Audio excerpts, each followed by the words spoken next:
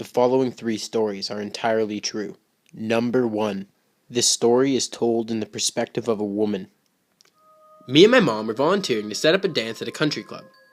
We'd already volunteered a few times, but this time we met a few other volunteers there.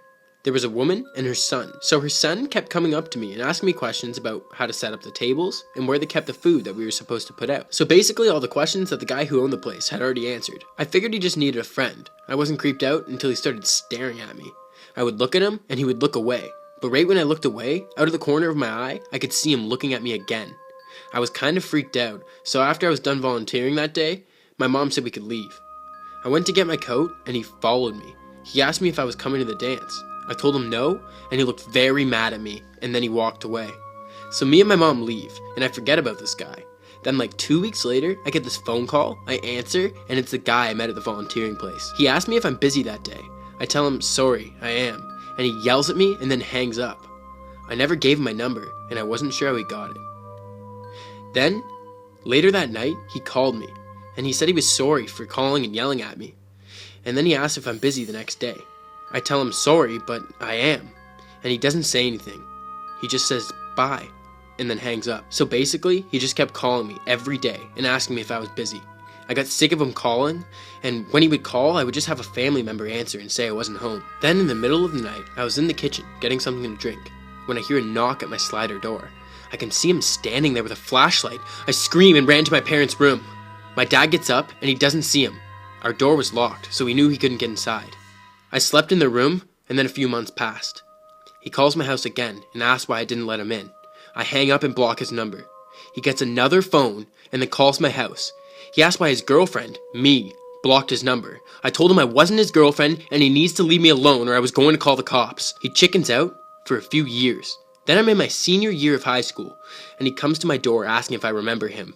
I tell him I have a boyfriend and he needs to go away. He waited outside my school in the parking lot and he asked if I needed a ride. I tell him no, I have a ride, and he gets mad and then yells at me. I got a ride from one of my friends, and he follows us, so she drives around a bit and eventually he gives up. A few days later, her tires were slashed. I'm asleep in my room the next night, and he breaks open my window and then comes inside. I'm screaming at the top of my lungs, but my parents are on a cruise and I'm the only one home. I was positive I was going to die. I finally stop screaming because I'm crying so hard. He's making it worse by trying to hug me and comfort me and crap. I start screaming for help. He says he's going to take me somewhere and we're going to run away together.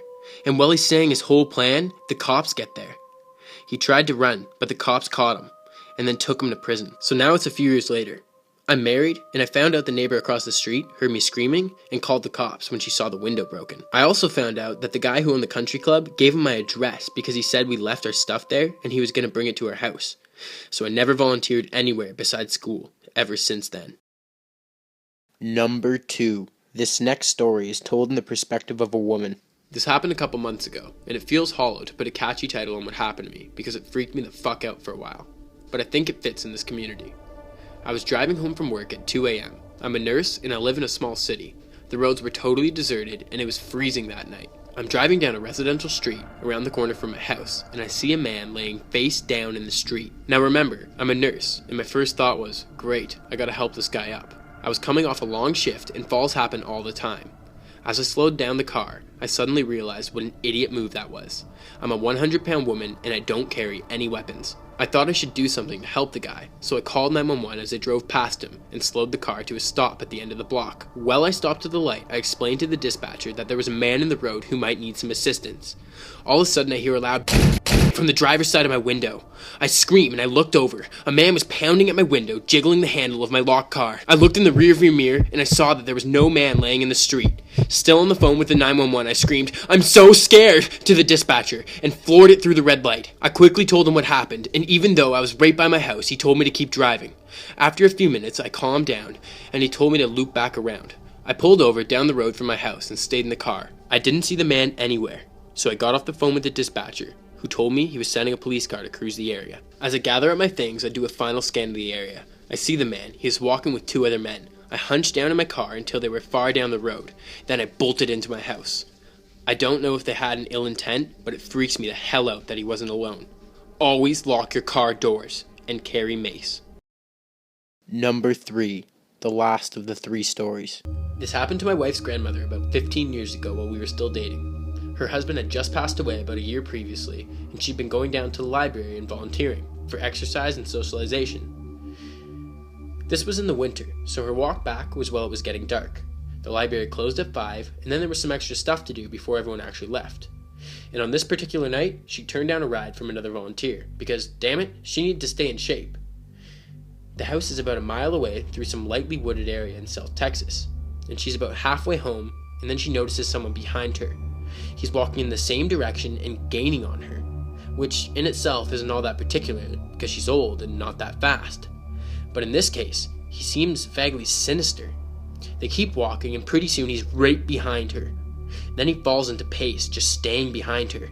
And now she knows something's up, but she's almost home. She can see the top of her driveway coming up. She leaves her lights on so it looks like someone's home when she's walking in. She just needs to make it another 150 yards. And then 100.